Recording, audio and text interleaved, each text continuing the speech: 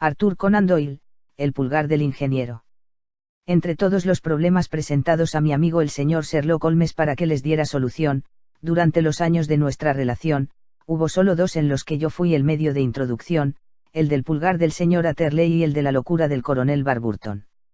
De ellos, el último pudo haber proporcionado mejor campo para un observador agudo y dotado de originalidad, pero el otro fue tan extraño en su comienzo y tan dramático en sus detalles, que bien puede ser el más merecedor de quedar registrado por escrito, aunque diera a mi amigo menos oportunidades para practicar aquellos métodos deductivos de razonamiento con los que conseguía tan notables resultados. Según creo, la historia ha sido explicada más de una vez en los periódicos, pero, como ocurre con todas estas narraciones, su efecto es mucho menos chocante cuando se presenta en bloque, en una sola media columna de letra impresa, que cuando los hechos se desenvuelven lentamente ante nuestros ojos y el misterio se aclara de manera gradual, a medida que cada nuevo descubrimiento representa un caso más que conduce a la completa verdad. En su momento, las circunstancias me causaron una profunda impresión, y el paso de 2 años apenas ha podido debilitar sus efectos. En el verano de 1889, poco después de mi matrimonio, ocurrieron los acontecimientos que ahora me dispongo a resumir. Yo había vuelto a practicar la medicina civil y había abandonado finalmente a Holmes en sus habitaciones de Baker Street, aunque le visitaba continuamente y a veces incluso le persuadía para que abandonara sus hábitos bohemios hasta el punto de venir él a visitarnos. Mi clientela había aumentado con toda regularidad y, puesto que yo vivía a poca distancia de la estación de Paddington, conseguí unos cuantos pacientes entre sus empleados. Uno de estos, al que le había curado una enfermedad tan dolorosa como persistente, no se cansaba de pregonar mis talentos, ni de procurar enviarme todo enfermo sobre el cual él tuviera alguna influencia. Una mañana, poco antes de las 7, me despertó la sirvienta al golpear mi puerta, para anunciarme que habían llegado de Paddington 2 hombres y que esperaban en la sala de consulta. Me vestí apresuradamente, pues sabía por experiencia que los casos que afectaban a usuarios del ferrocarril rara vez eran triviales, y me apresuré a bajar. Aún me encontraba en la escalera cuando mi fiel aliado, el guarda, salió de la sala de consulta y cerró con cuidado la puerta tras él. «Lo tengo aquí», susurró, señalando con su pulgar por encima del hombro. «Está bien». «¿De qué se trata?», pregunté, pues su actitud sugería que hablaba de alguna extraña criatura a la que hubiera encerrado en la sala. «Es un nuevo paciente», murmuró. «He pensado que lo mejor era traerlo yo mismo, ya que de este modo no podría escabullirse. Y aquí está, totalmente sano y salvo. Ahora debo marcharme, doctor, pues yo tengo mis obligaciones, lo mismo que usted». Y diciendo esto, aquel fiable individuo se retiró, sin darme tiempo siquiera para expresarle mi agradecimiento.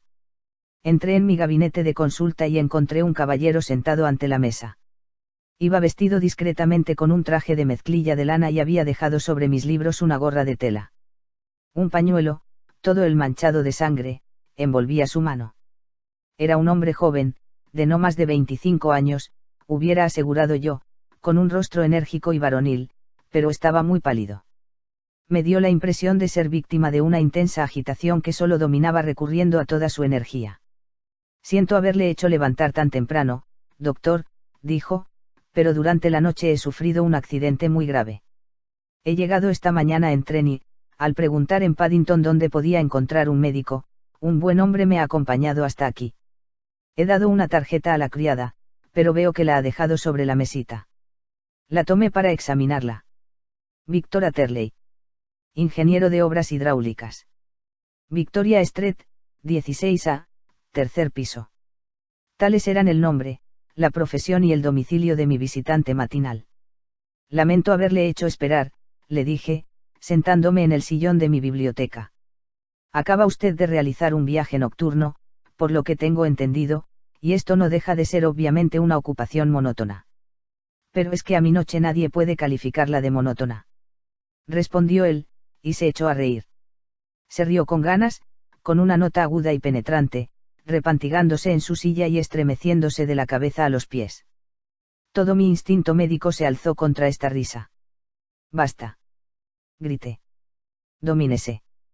Le serví un poco de agua de una garrafa, pero de nada sirvió. Era presa de uno de aquellos arrebatos histéricos que se apoderan de una naturaleza vigorosa cuando acaba de pasar por una fuerte crisis. Finalmente, volvió a recuperar el control sobre sí mismo, pero se mostró muy fatigado y al mismo tiempo se sonrojó intensamente. Me he puesto en ridículo, jadeó. En absoluto. Bébase esto.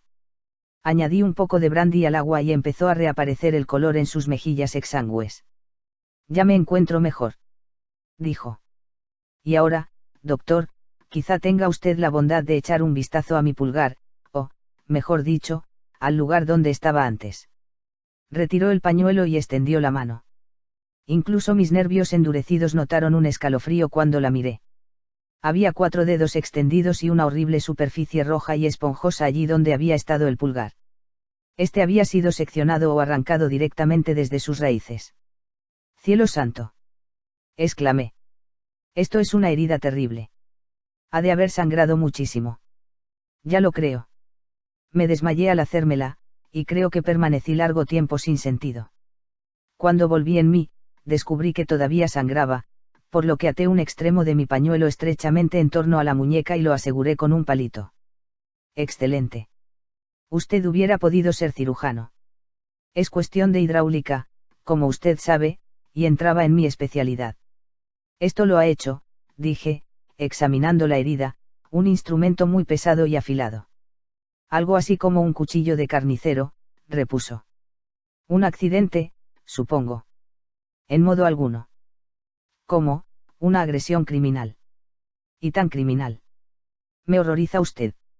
Apliqué una esponja a la herida, la limpié, la curé y, finalmente, la cubrí con una almohadilla de algodón y vendajes tratados con ácido carbólico. Él lo aguantó sin parpadear, aunque de vez en cuando se mordiera el labio. ¿Qué tal? Le pregunté cuando hube terminado. Magnífico. Entre su brandy y su vendaje, me siento como nuevo. Estaba muy débil, pero tengo que hacer muchas cosas. Tal vez sea mejor que no hable del asunto. Es evidente que pone a prueba sus nervios. Oh, no, nada de esto ahora. Tendré que contar lo sucedido a la policía, pero le diré, entre nosotros, que si no fuera por la convincente evidencia de esta herida, me sorprendería que dieran crédito a mi declaración, pues es realmente extraordinaria y, como pruebas, no dispongo de gran cosa con que respaldarla. Y aunque lleguen a creerme, las pistas que yo pueda darles son tan vagas que dudo de que llegue a hacerse justicia. Ajá. Exclamé. Si se trata de algo así como un problema que usted desea ver resuelto, debo recomendarle encarecidamente que vea a mi amigo el señor Sherlock Holmes antes de ir a la policía oficial. He oído hablar de ese señor, contestó mi visitante. Mucho me alegraría que se hiciera cargo del asunto, aunque, desde luego, debo hacer uso también de la policía oficial. Me dará una carta de presentación para él. Haré algo mejor. Yo mismo le acompañaré a visitarlo. Le quedaré inmensamente reconocido por ello. Llamaremos un coche de alquiler e iremos juntos. Llegaremos justo a tiempo para compartir con él un ligero desayuno. ¿Se siente usted con ánimos? Sí, y no me consideraré tranquilo hasta haber contado mi historia. Entonces mi criada llamará un coche y yo estaré con usted al instante. Subí apresuradamente al primer piso, expliqué el asunto a mi esposa, en pocas palabras, y 5 minutos después me instalé en el interior de un coche de alquiler que me condujo, junto con mi nuevo conocido, a Baker Street. Como yo me había figurado, Sherlock Holmes se encontraba en su sala de estar, en bata, entregado a la lectura de la columna de anuncios de personas desaparecidas en The Times, y fumando su pipa anterior al desayuno, que se componía de todos los residuos que habían quedado de las pipas fumadas el día anterior, cuidadosamente secados y reunidos en una esquina de la repisa de la chimenea. Nos recibió con su actitud discreta pero cordial, pidió más huevos y lonchas de tocino ahumado, y se unió a nosotros en un copioso refrigerio. Una vez concluido el mismo, instaló a nuestro nuevo cliente en un sofá, le puso un cojín debajo de la cabeza y colocó un vaso con agua y brandy a su alcance. Es fácil ver que su experiencia no ha tenido nada de vulgar, señora Turley, le dijo. Por favor, siga echado aquí y considérese absolutamente en su casa. Díganos lo que pueda, pero deténgase cuando esté fatigado y reponga sus fuerzas con un poco de estimulante. Gracias, dijo mi paciente, pero me siento otro hombre desde que el doctor me hizo la cura, y creo que su desayuno ha completado el restablecimiento.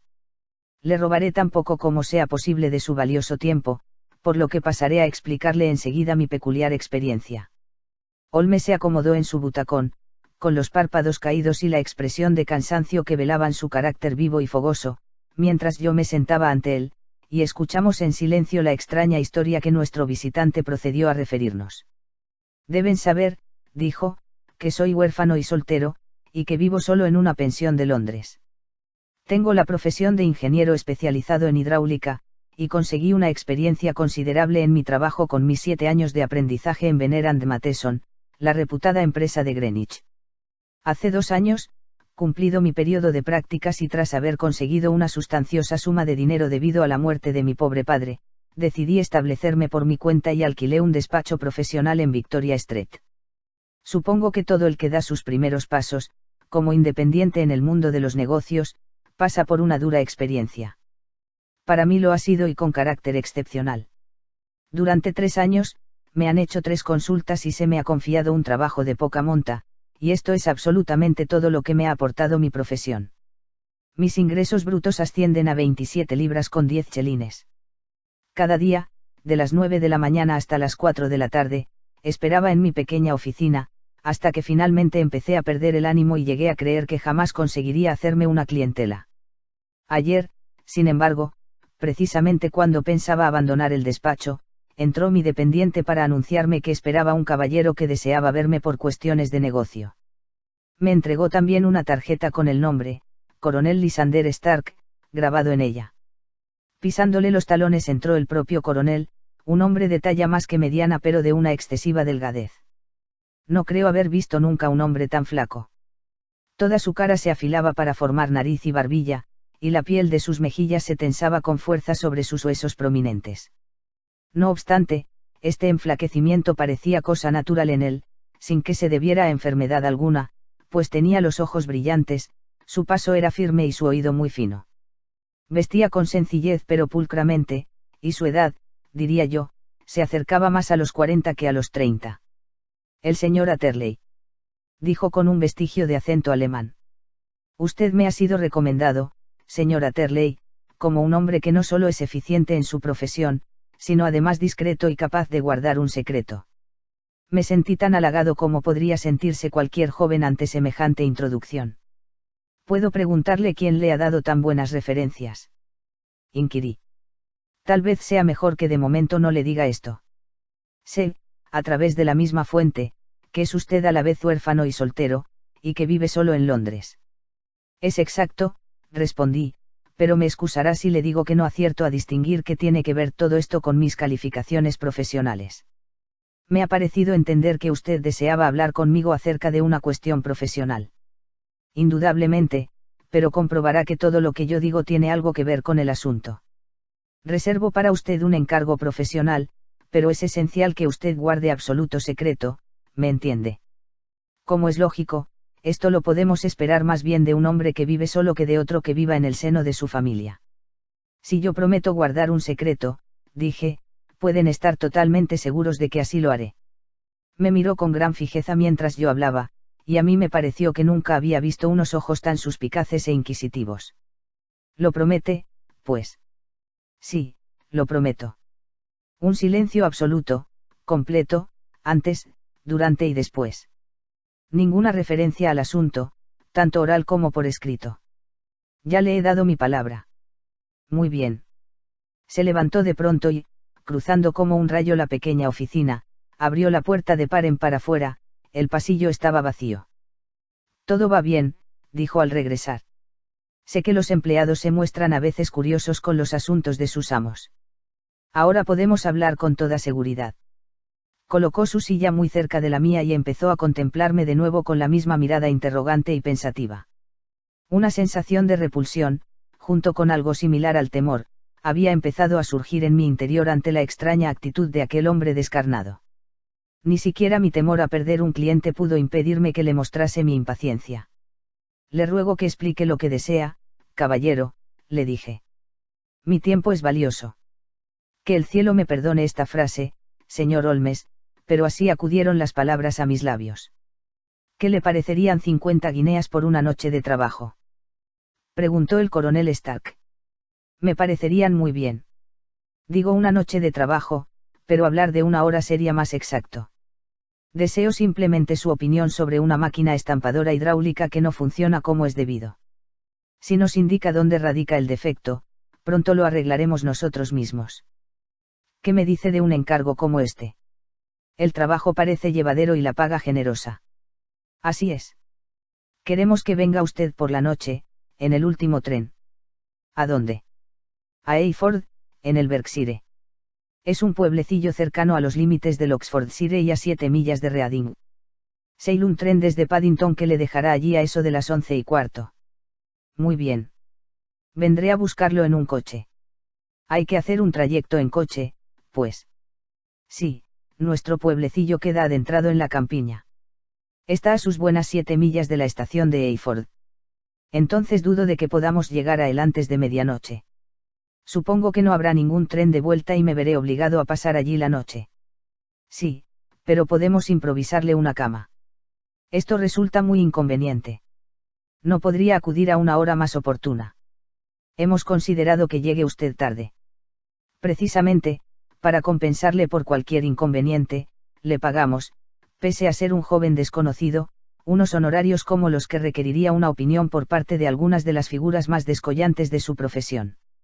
No obstante, si prefiere retirarse del negocio, no es necesario decirle que hay tiempo de sobra para hacerlo. Pensé en las 50 guineas y en lo muy útiles que podían serme. De ningún modo, contesté. Con mucho gusto me acomodaré a sus deseos, pero me agradaría comprender algo más claramente lo que desea usted que haga. Desde luego. Es muy natural que el compromiso de secreto que hemos obtenido de usted haya suscitado su curiosidad. No pretendo que se comprometa a nada antes de que lo haya visto todo ante sus ojos.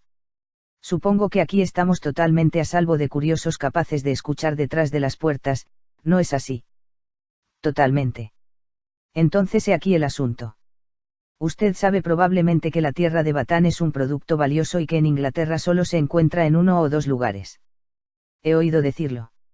Hace algún tiempo compré una pequeña propiedad, una finca pequeñísima, a 10 millas de Reading, y tuve la suerte de descubrir que en uno de mis campos había un filón de tierra de Batán. Al examinarlo, sin embargo, observé que ese filón era relativamente pequeño y que constituía un enlace entre dos mucho más grandes a la derecha y a la izquierda, aunque ambos se encontraban en terrenos de mis vecinos. Esa buena gente ignoraba totalmente que sus tierras contenían lo que era tan valioso como una mina de oro. Como es natural, a mí me interesaba comprar sus tierras antes de que descubriesen su auténtico valor, pero desgraciadamente yo no disponía de capital que me permitiera hacerlo. No obstante, revelé el secreto a unos pocos amigos y ellos me sugirieron que explotáramos muy discretamente nuestro pequeño filón, y ello nos permitiría adquirir los campos vecinos. Y esto es lo que hemos estado haciendo durante algún tiempo, y con el fin de que nos ayudara en nuestras operaciones montamos una prensa hidráulica. Como ya le he explicado, esta prensa se ha estropeado y deseamos que usted nos aconseje al respecto. Pero nosotros guardamos celosamente nuestro secreto, porque si llegara a saberse que vienen ingenieros a nuestra propiedad, pronto se desataría la curiosidad y entonces, si se averiguase la verdad, adiós a toda posibilidad de conseguir aquellos campos y llevar a la práctica nuestros planes. Por esto yo le he hecho prometer que no dirá a nadie que va a Eyford esta noche. Espero haberme explicado con toda claridad. Le entiendo perfectamente, aseguré. El único punto que no acierto a comprender es qué servicio puede prestarles una prensa hidráulica para excavar tierra de Batán, que, según tengo entendido, se extrae de un pozo, como la gravilla.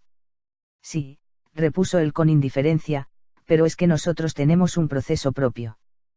Comprimimos la tierra en forma de ladrillos a fin de sacarlos sin revelar lo que son. Pero esto es un mero detalle. Acabo de hacerle objeto de toda mi confianza, señora Turley, y le he demostrado hasta qué punto confío en usted. Se levantó mientras hablaba. Le esperaré, pues, en Eyford a las 11:15. No dude de que estaré allí.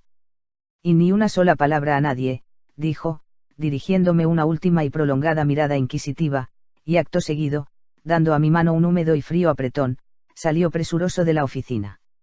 Bien, cuando pude recapacitar con sangre fría me sentí estupefacto, como ustedes pueden pensar, ante aquel encargo repentino que me había sido confiado. Por un lado, como es natural, me alegraba, pues los honorarios eran como mínimo 10 veces superiores a los que hubiera pedido de haber fijado yo precio a mis servicios, y cabía la posibilidad de que este encargo condujera a otros. Por otro lado, el rostro y la actitud de mi cliente me habían causado una desagradable impresión, y no me parecía que sus explicaciones sobre la tierra de Batán bastaran para explicar la necesidad de que yo llegara allí a medianoche ni su extrema ansiedad respecto a la posibilidad de que yo hablara con alguien de mi misión. Sin embargo, deseché todos mis temores, despaché una buena cena, tomé un coche de punto hasta Paddington y di comienzo a mi viaje, tras haber obedecido al pie de la letra mi compromiso de guardar silencio. En Reading tuve que cambiar, no solo de vagón, sino también de estación, pero llegué a tiempo para abordar el último tren con destino a Eyford. Poco después de las 11 me personé en la pequeña y mal iluminada estación. Fui el único pasajero que se apeó en ella y en el andén no había más que un soñoliento mozo de equipajes con una linterna. Pero al traspasar el portillo 6 que mi visitante de la mañana me esperaba entre las sombras al otro lado. Sin pronunciar palabra, aferró mi brazo y me hizo subir apresuradamente a un carruaje cuya puerta había quedado abierta. Subió las ventanillas de ambos lados, dio un golpecito en la estructura de madera y partimos con toda la rapidez que podía conseguir el caballo. ¿Un caballo?, intervino Holmes. Sí, solo uno. Se fijó en el color. Sí, los 6 a la luz de los faroles laterales cuando yo subía al carruaje. Color castaño. Aspecto fatigado o fresco. Fresco y pelo reluciente. Gracias. Siento haberle interrumpido. Le ruego que prosiga su interesantísima narración. Emprendimos la marcha, pues, y corrimos al menos durante una hora. El coronel Lysander Stark había dicho que el trayecto solo era de 7 millas, pero yo creería, a juzgar por el promedio que parecíamos llevar y por el tiempo que empleamos, que debían de ser más bien unas 12. Sentado a mi lado, él guardó silencio en todo momento, y advertí más de una vez, al mirar en su dirección, que tenía la vista clavada en mí con gran intensidad. Las carreteras rurales no parecían muy buenas en aquella parte del mundo, pues los baches imprimían un traqueteo terrible.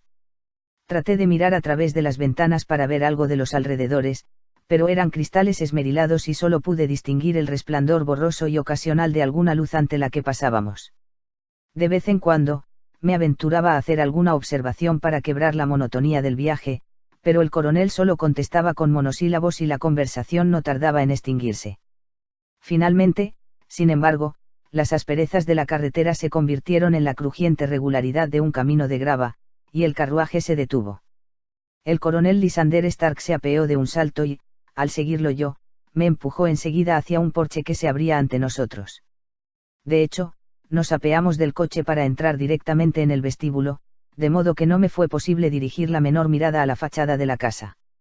Apenas hube cruzado el umbral, la puerta se cerró pesadamente a nuestra espalda y oí el leve traqueteo de las ruedas al alejarse el carruaje.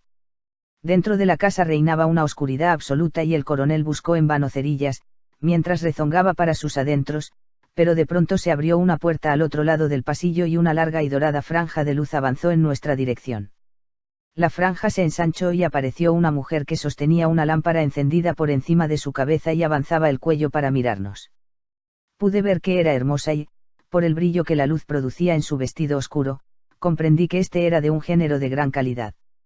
Dijo unas palabras en un idioma extranjero y en el tono de quien hace una pregunta, y cuando mi acompañante contestó con un brusco monosílabo, ella experimentó tal sobresalto que la lámpara estuvo a punto de caérsele de la mano. El coronel Stark se acercó a ella y le quitó la lámpara, murmurándole algo al oído, y después, empujándola hacia el cuarto del que había salido, avanzó de nuevo hacia mí con la lámpara en la mano. Le ruego que tenga la bondad de esperar unos minutos en esta habitación, me dijo, abriendo otra puerta. Era una habitación pequeña, discreta, amueblada con sencillez, con una mesa redonda en el centro, en la que había esparcidos varios libros en alemán. El coronel Stark puso la lámpara sobre un armario que había junto a la puerta. No le haré esperar mucho tiempo, me aseguró, y se desvaneció en la oscuridad. Examiné los libros y, a pesar de mi ignorancia del idioma alemán, pude ver que 2 de ellos eran tratados científicos y los otros volúmenes de poesía. Entonces me dirigí hacia la ventana, esperando poder echar un vistazo al paisaje rural, pero la cubría un porticón de madera de roble asegurado con recios barrotes. Era una casa asombrosamente silenciosa. Un reloj antiguo dejaba oír un ruidoso tic-tac en algún lugar del pasillo, pero aparte de esto reinaba por doquier una quietud mortal. Una vaga sensación de intranquilidad empezó a apoderarse de mí. ¿Quiénes eran aquellos alemanes, y qué hacían en un lugar tan extraño y aislado? ¿Y dónde estaba ese lugar? A unas 10 millas de Eyford era todo lo que sabía yo, pero si era al norte, al sur, al este o al oeste, no tenía la menor idea. En este aspecto, Reading, y acaso otras poblaciones importantes, se encontraba dentro de este radio, de modo que tal vez el lugar no estuviera tan aislado, después de todo. No obstante, a juzgar por aquella quietud absoluta no cabía duda de que estábamos en el campo. Paseé de un lado a otro de la habitación, entonando una cancioncilla entre dientes para mantener el ánimo y pensando que me estaba ganando cumplidamente las 50 guineas de mis honorarios. De pronto, y sin ningún sonido preliminar en medio del profundo silencio, la puerta de mi habitación se abrió lentamente. La mujer se perfiló en la abertura, con la oscuridad del vestíbulo detrás de ella, mientras la luz amarillenta de mi lámpara iluminaba su bellísima y angustiada cara. Pude ver enseguida que estaba aterrorizada, y esta visión provocó también un escalofrío en mi corazón. Mantenía en alto un dedo tembloroso para pedirme silencio y murmuró unas cuantas palabras entrecortadas en un inglés vacilante, con unos ojos como los de un caballo asustado, mirando hacia atrás, hacia las tinieblas a su espalda. Yo me iría, dijo, procurando, según me pareció, hablar con calma. Yo me iría. Yo no me quedaría aquí. Quedarse no es bueno para usted. Pero, señora, repuse, todavía no he hecho lo que me ha traído aquí. No puedo marcharme sin haber visto la máquina. No merece la pena que espere, insistió ella. Puede salir por la puerta y nadie se lo impedirá. Entonces, al ver que yo sonreía y meneaba la cabeza negativamente, abandonó toda compostura y dio un paso adelante, con las manos entrelazadas. Por el amor de Dios, exclamó. Márchese de aquí antes de que sea demasiado tarde. Pero por naturaleza soy un tanto obstinado y más me empeño en hacer algo cuando se tercia algún obstáculo. Pensé en mis 50 guineas, en mi fatigoso viaje y en la desagradable noche que parecía esperarme. Iba a ser todo a cambio de nada. ¿Por qué tenía yo que escabullirme sin haber realizado mi misión y sin cobrar lo que se me debía? Que yo supiera, aquella mujer bien podía ser una monomaníaca.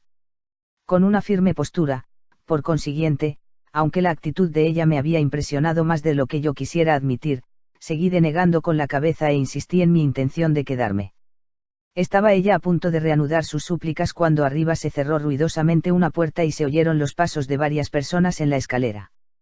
Ella escuchó unos instantes, alzó las manos en un gesto de desesperación y desapareció tan súbitamente como silenciosamente se había presentado.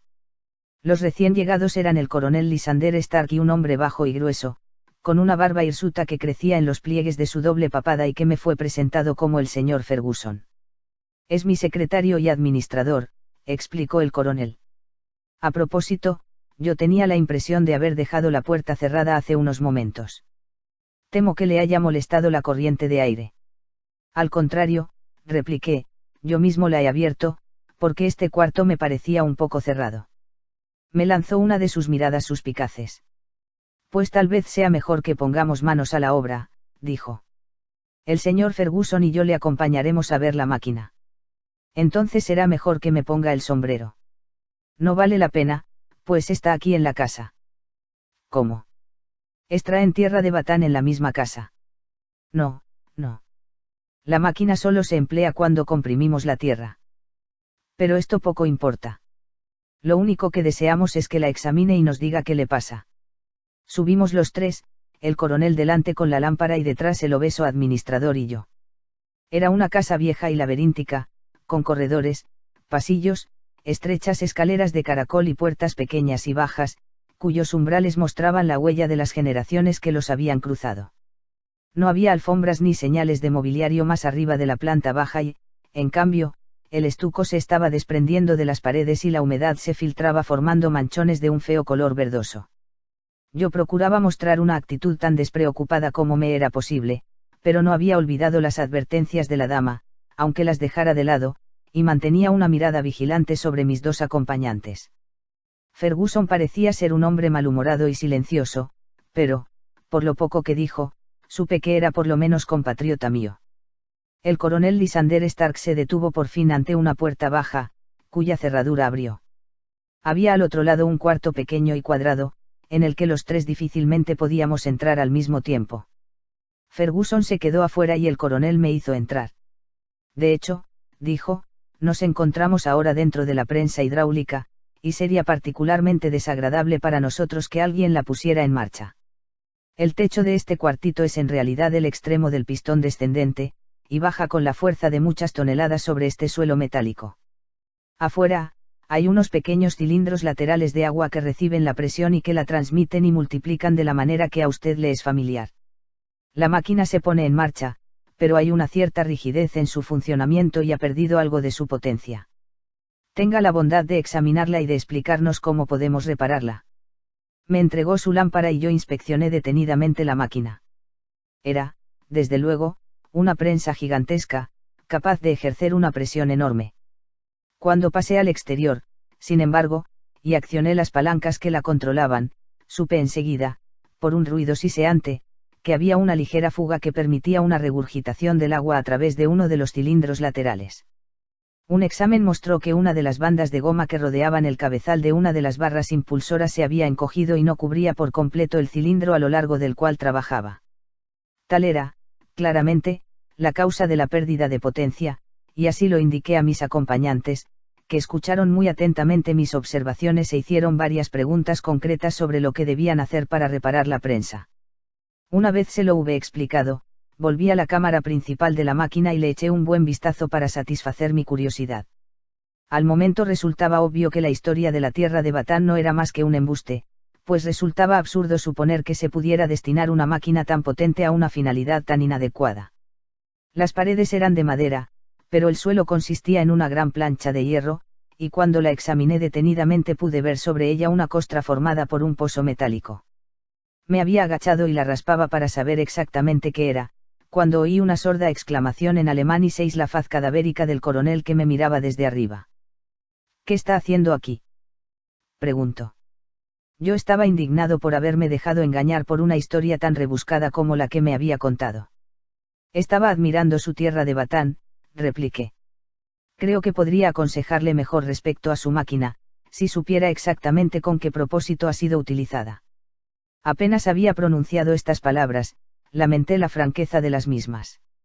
El rostro del coronel pareció endurecerse y una luz amenazadora bailó en sus ojos grises. Muy bien, dijo, pues va a saberlo todo acerca de ella. Dio un paso atrás, cerró de golpe la puertecilla y dio vuelta a la llave en la cerradura. Me precipité hacia ella y forcejeé con la manija, pero era una puerta muy segura y no cedió en lo más mínimo, pese a mis patadas y empujones. Oiga, grité. Oiga, coronel.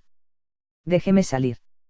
Y entonces, en el silencio, oyóse de pronto un ruido que hizo agolpar la sangre en mi cabeza. Era el chasquido metálico de las palancas y el silbido del escape en el cilindro. Había puesto la máquina en marcha. La lámpara se encontraba todavía en el suelo metálico, donde la había colocado al inspeccionarlo. Su luz me permitió ver que el negro techo descendía sobre mí, lentamente y a sacudidas, pero, como nadie podía saber mejor que yo, con una fuerza que al cabo de un minuto me habría reducido a una papilla informe. Me abalancé, chillando, contra la puerta y forcejeé con la cerradura. Imploré al coronel que me dejara salir, pero el implacable ruido de las palancas sofocó mis gritos.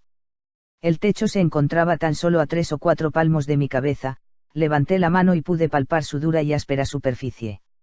Acudió entonces a mi mente la idea de que la condición dolorosa de mi muerte dependería muchísimo de la posición con la que yo la esperase, si me echaba boca abajo el peso gravitaría sobre mi columna vertebral. Me estremecía al pensar en el espantoso chasquido al romperse. Tal vez resultara más fácil hacerlo al revés, pero tendría la sangre fría necesaria para contemplar, echado, aquella mortal sombra negra que descendía, oscilante, sobre mí. Ya no me era posible mantenerme de pie, cuando mi vista captó algo que devolvió un soplo de esperanza a mi corazón. He dicho que, aunque el suelo y el techo eran de hierro, las paredes eran de madera. Al dar una última y apresurada mirada a mi alrededor, seis una fina línea de luz amarilla entre dos de las tablas, línea que se ensanchó más y más al correrse hacia atrás un pequeño panel. Por un instante apenas pude creer que hubiese de veras una puerta que me alejara de la muerte. Un momento después, me lancé a través de la abertura y me desplomé, medio desmayado, al otro lado de ella. El panel se había cerrado de nuevo detrás de mí, pero la rotura de la lámpara y, momentos después, el choque entre las dos planchas metálicas, me indicaron bien a las claras que había escapado por los pelos. Me hizo volver en mí un frenético tirón en mi muñeca, y me encontré echado en el suelo de piedra de un estrecho corredor, con una mujer agachada que tiraba de mí con la mano izquierda, mientras sostenía una vela con la derecha. Era la misma buena amiga cuya advertencia había despreciado con tanta imprudencia. Vamos, vamos. Exclamó casi sin aliento. Estarán aquí dentro de un momento y descubrirán su ausencia. Por favor, no pierda un tiempo tan precioso y venga. Esta vez, al menos, no eché en saco roto su consejo. Me levanté, tambaleándome, y corrí con ella a lo largo del pasillo, para bajar después por una escalera de caracol. Esta conducía a otro pasillo ancho y, apenas llegamos a él, oímos el ruido de pies que corrían y gritos de dos voces, una que contestaba a la otra, desde la planta en que nos encontrábamos y desde el piso de abajo. Mi guía se detuvo y miró a su alrededor, como la persona que llega al término de sus recursos. Abrió entonces una puerta que daba a un dormitorio, a través de cuya ventana la luna brillaba espléndidamente. Es su única posibilidad, dijo. Es alto, pero tal vez usted sea capaz de saltar.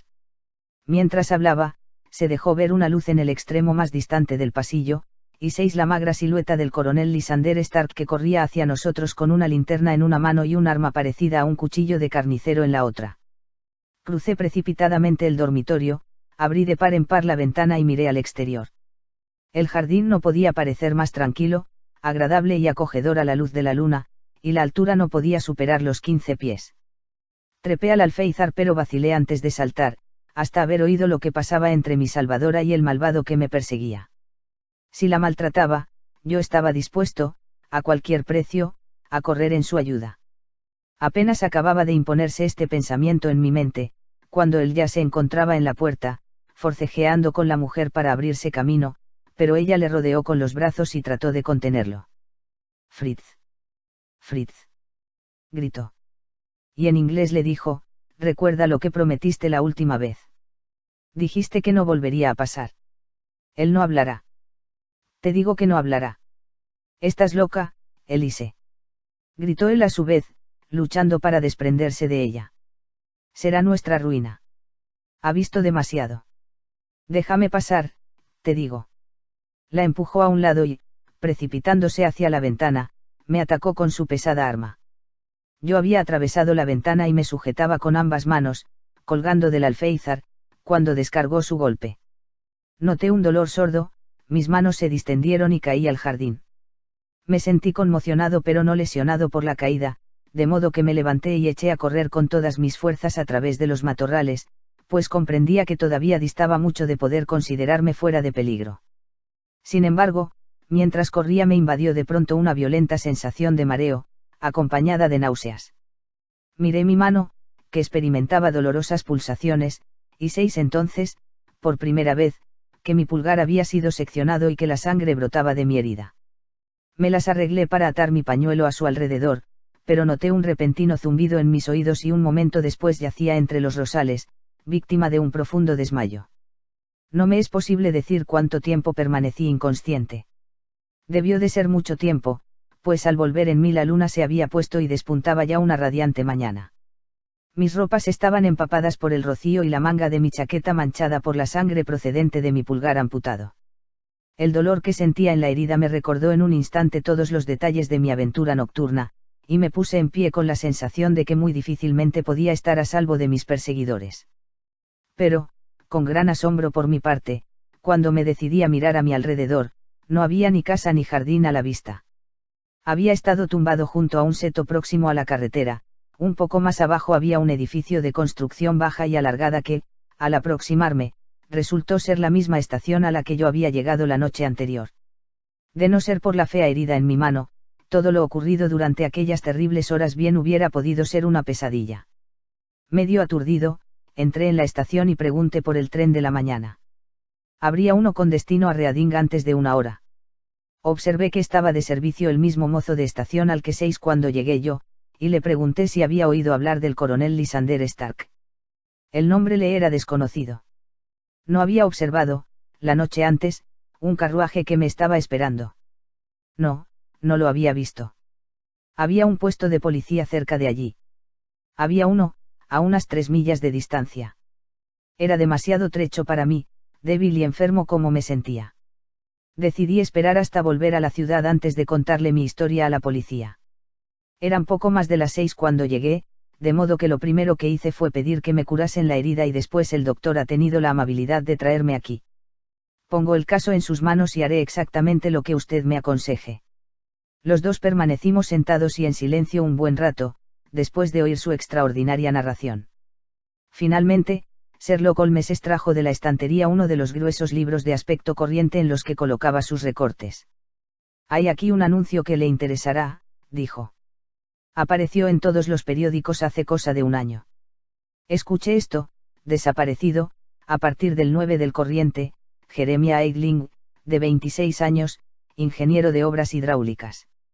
Salió de su domicilio a las 10 de la noche y desde entonces no se ha sabido de él. Vestía. Ajá. Esto indica la última vez, sospecho, que el coronel necesitó reparar su máquina. Cielos. Exclamó el paciente.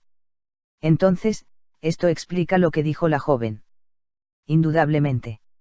Está bien claro que el coronel es un hombre frío y desesperado, absolutamente decidido a que nada le obstaculice el camino en su juego, como aquellos piratas encallecidos que no dejaban ningún superviviente en el barco que capturaban. Bien, ahora cada momento es precioso, por lo que, si usted se siente con fuerzas para ello, iremos enseguida a Scotland Yard como preliminar a nuestra visita a Eyford. Unas 3 horas después nos encontrábamos todos en el tren, en el trayecto desde Reading hasta el pueblecillo de Berkshire. Éramos Sherlock Holmes, el ingeniero de obras hidráulicas, el inspector Bradstreet de Scotland Yard, un agente de paisano y yo. Bradstreet había desplegado un mapa del condado sobre el asiento y con un compás se dedicaba a trazar un círculo con Eyford como centro. Ya ven ustedes, dijo. Este círculo ha sido trazado con un radio de 10 millas respecto al pueblo. El lugar que nos interesa debe de estar próximo a esta línea. Dijo 10 millas, ¿verdad, señor? Fue una hora de trayecto bien larga. ¿Y usted cree que le llevaron de nuevo al punto de partida, cuando estaba inconsciente? Tuvieron que hacerlo. Tengo también el confuso recuerdo de haber sido levantado y conducido a alguna parte. Lo que no logro comprender, dije yo, es por qué le respetaron la vida cuando lo encontraron desmayado en el jardín. Tal vez el villano se ablandó ante las súplicas de la mujer. Esto no me parece nada probable. En toda mi vida he visto un rostro más inexorable. Muy pronto aclararemos todo esto, aseguró Bradstreet. Bien, yo he dibujado mi círculo, y lo único que desearía saber es en qué punto se puede encontrar a la gente que andamos buscando. Creo que yo podría señalarlo, manifestó tranquilamente Holmes. ¿De veras?, exclamó el inspector. De modo que ya se ha formado su opinión. Vamos a ver quién está de acuerdo con usted. Yo digo que está al sur, pues la campiña allí está más solitaria. Y yo digo al este, aventuró mi paciente. Yo me inclino por el oeste, observó el agente de paisano. Hay allí unos cuantos pueblecillos muy tranquilos. Y yo por el norte, declaré, porque allí no hay colinas y nuestro amigo asegura que no notó que el coche subiera ninguna cuesta. Vaya diversidad de opiniones, exclamó el inspector, riéndose. Entre todos hemos agotado las posibilidades del compás. ¿Y usted, a quién concede su voto decisorio? Todos ustedes están equivocados, afirmó Holmes. Es imposible que lo estemos todos. Ya lo creo que sí. Este es mi punto. Puso el dedo en el centro del círculo. Aquí es donde los encontraremos. Pero ¿y el trayecto de 12 millas? Dijo Atterley estupefacto. 6 de ida y 6 de vuelta. Nada puede ser más simple. Antes ha dicho que, al subir usted al carruaje, observó que el caballo estaba tranquilo y tenía el pelo reluciente. ¿Cómo se explicaría esto, tras un recorrido de 12 millas por caminos intransitables? Desde luego, es un truco que no deja de ser probable, observó Bradstreet pensativo. De lo que no puede haber duda es acerca de la naturaleza de esta pandilla. Ni la menor duda, dijo Holmes. Son falsificadores de moneda a gran escala que utilizan la máquina para prensar la aleación que sustituye la plata. Sabíamos desde hace tiempo que actuaba una banda bien organizada, explicó el inspector. Han estado acuñando monedas de media corona a millares. Incluso le seguimos la pista hasta Reading, pero no nos fue posible llegar más lejos, pues habían disimulado sus huellas de una manera que indicaba su gran veteranía. Pero ahora, gracias a esta afortunada oportunidad, creo que los tenemos bien atrapados.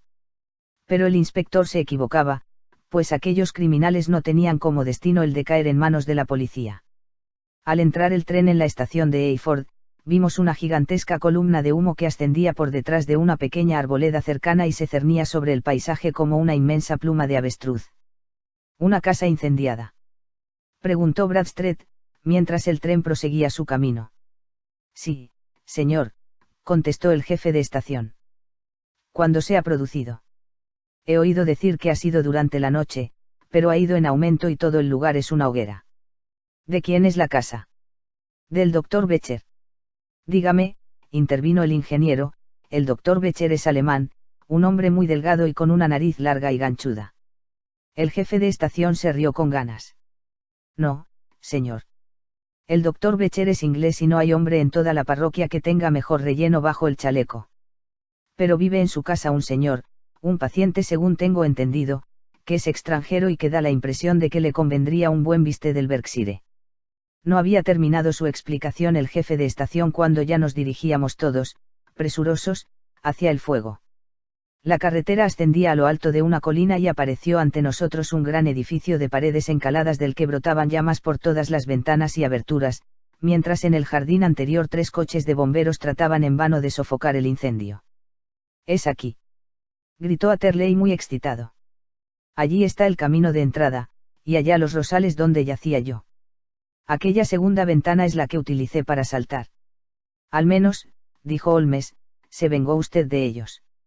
No cabe la menor duda de que fue su lámpara de aceite la que, al ser aplastada por la prensa, prendió fuego a las paredes de madera, aunque tampoco cabe duda de que estaban demasiado excitados persiguiéndole a usted, para darse cuenta de ello en aquel momento. Y ahora mantenga los ojos bien abiertos y busque, entre esta multitud, a sus amigos de anoche, aunque mucho me temo que en estos momentos se encontrarán a un buen centenar de millas de distancia. Los temores de Holmes se hicieron realidad, pues hasta el momento no se ha oído ni una sola palabra de la hermosa mujer, el siniestro alemán o el huraño inglés. Aquella mañana, a primera hora, un campesino había visto un carruaje en el que viajaban varias personas y que transportaba unas cajas muy voluminosas, dirigirse con rapidez hacia Reading, pero allí desaparecía toda traza de los fugitivos, y ni siquiera el ingenio de Holmes fue capaz de averiguar la menor pista de su paradero. Los bomberos se habían sentido muy desconcertados ante la extraña disposición del interior de la casa, y todavía más por el descubrimiento de un dedo pulgar humano, recientemente amputado, en el alféizar de una ventana del segundo piso. Al atardecer, sin embargo, sus esfuerzos se vieron por fin recompensados y lograron sofocar las llamas, pero no antes de que se hubiera derrumbado el techado y de que todo el lugar hubiera quedado reducido a una ruina tan absoluta que, con la excepción de unos cilindros y unos tubos metálicos retorcidos, no quedaba ni el menor vestigio de la maquinaria que tan cara le había costado a nuestro infortunado amigo. Se descubrieron grandes cantidades de níquel y estaño en un edificio exterior, pero no se encontraron monedas, lo que tal vez explicara la presencia de aquellas voluminosas cajas que ya han sido citadas. De cómo había sido trasladado nuestro ingeniero especializado en hidráulica desde el jardín hasta el lugar donde volvió en sí, tal vez se hubiera mantenido como un misterio para siempre a no ser por el blando musgo que nos contó una versión bien sencilla. Era evidente que lo habían transportado 2 personas, una de las cuales tenía unos pies notablemente pequeños y la otra unos pies extraordinariamente grandes. En resumidas cuentas, era lo más probable que el silencioso inglés, menos osado o menos sanguinario que su compañero, hubiera ayudado a la mujer a transportar al hombre inconsciente hasta un lugar menos comprometido para ellos. Bien, dijo nuestro ingeniero con una sonrisa forzada, al ocupar nuestros asientos para regresar a Londres, yo sí que he hecho un buen negocio. He perdido mi dedo pulgar y también unos honorarios de 50 guineas. ¿Y qué he ganado? Experiencia, repuso Holmes, riéndose. Indirectamente, sepa que puede resultarle valiosa. Le basta con traducirla en palabras para conseguir la reputación de ser un excelente conversador durante el resto de su existencia.